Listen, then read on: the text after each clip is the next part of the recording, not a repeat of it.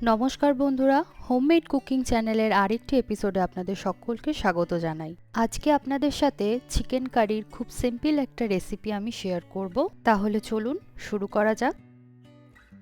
প্রথমেই আমি এখানে নিয়ে নিয়েছি 200 গ্রাম আলু। আমি এখানে ছোট সাইজের আলু নিয়ে নিয়েছি।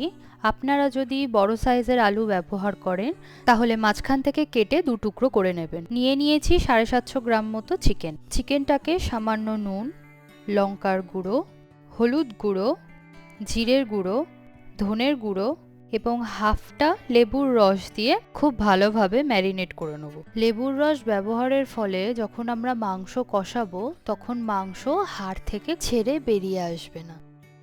কড়াইতে দিয়ে দিচ্ছি সাদা তেল। আপনারা রান্নাটা চাইলে সর্ষের তেলেও করতে পারেন। তেল গরম হলে এবার আলুগুলো ভেজে নেব।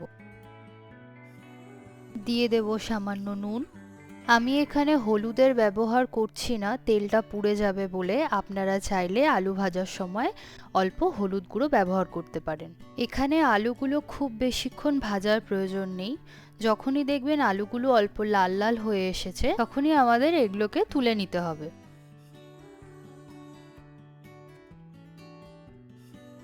এবার এই তেলের মধ্যে দিয়ে দিচ্ছি 4টে গোটা এলাচ, 1 টুকরো দারচিনি, 4-5টা লবঙ্গ আর 1 টুকরো জয়িত্রী। দিয়ে দিচ্ছি হাফ চা চামচ গোটা জিরে আর 2টো তেজপাতা। ফোড়নের সুন্দর গন্ধ বেরিয়ে এলে এর মধ্যে দিয়ে দেব মিহি করে কেটে রাখা পেঁয়াজ কুচি।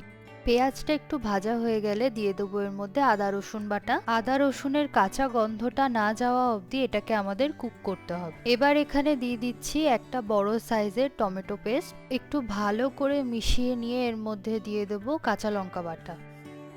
এটাকে এবার আমাদের খুব ভালো করে কুক করতে হবে যতক্ষণ না মশলা থেকে তেল ছেড়ে আসছে। আপনারা হয়তো লক্ষ্য করেছেন আমি আগে নুনের ব্যবহার করিনি। মশলা থেকে যখন তেল ছেড়ে আসবে তখন এর মধ্যে দিয়ে দেবো স্বাদ মতো নুন। দিয়ে দিচ্ছি 1/4 টিস্পুন হলুদ গুঁড়ো। আমি চিকেন ম্যারিনেটের সময় হলুদ ব্যবহার করেছি। এখানে সামান্য পরিমাণ হলুদ গুঁড়ো দেওয়ার কারণ এতে গ্রেভির রঙটা সুন্দর আসবে। মশলা থেকে যখন এরকম তেল ছেড়ে আসবে দিয়ে দেবো এর মধ্যে ফেটিয়ে রাখা টক দই। টক দই দেওয়ার পরে এখানে গ্যাসের ফ্লেমটি অবশ্যই লো রাখতে হবে, নইলে দইটি সঙ্গে সঙ্গে ছানা কেটে যাবে এবং একটি স্মুথ গ্রেভি তৈরি হবে না। দইটা ভালোভাবে কুক হয়ে গেলে এখানে আমরা দিয়ে দেবো আগে থেকে ভেজে রাখা আলুগুলো।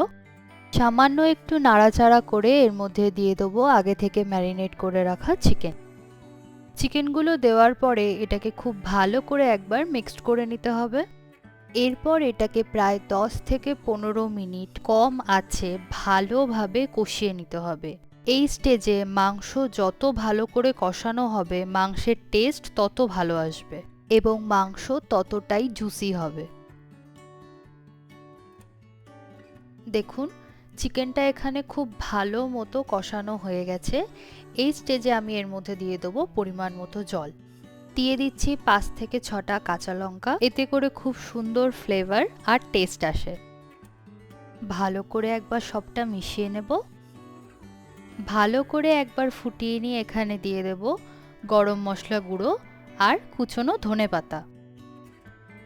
আপনাদের সুবিধার জন্য রেসিপিটির সমস্ত উপকরণ মেজারমেন্ট সমেত ডেসক্রিপশন বক্সে দেওয়া আছে। ব্যাস তৈরি হয়ে গেল আমাদের চিকেন কারি। এইভাবে একবার চিকেন কারি অবশ্যই বাড়িতে বানিয়ে দেখুন। আশা করছি আপনাদের সকলের ভালো লাগবে। রেসিপিটি যদি আপনাদের ভালো লেগে থাকে তাহলে আমাকে কমেন্ট বক্সে অবশ্যই জানাবেন। আর আমার চ্যানেলে যদি নতুন বন্ধু হন তাহলে অবশ্যই চ্যানেলটিকে সাবস্ক্রাইব করবেন। দেখা হচ্ছে পরের একটি রেসিপিতে।